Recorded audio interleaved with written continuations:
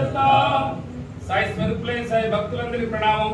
సాయినాథుని సన్నిధిలో అనగా పరిపూర్ణ దత్తావతారం సాయి వారు ఇష్టపడి ఒక భక్తుడు ఉషాబాబు అనే భక్తుని చేత పరిపూర్ణ దత్తావతారమైన ఆయన నుండి శ్రీ గురు చరిత్ర 108 సార్లు పారాయణ చేయించారు.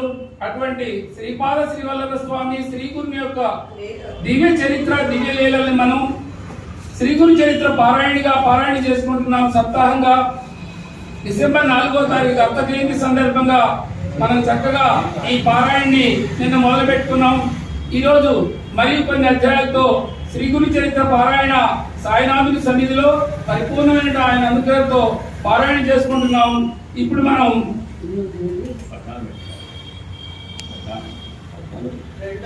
పారాయణలో 14వ అధ్యాయం నుంచి మనం మొదలు పెట్టుకుంటున్నాం.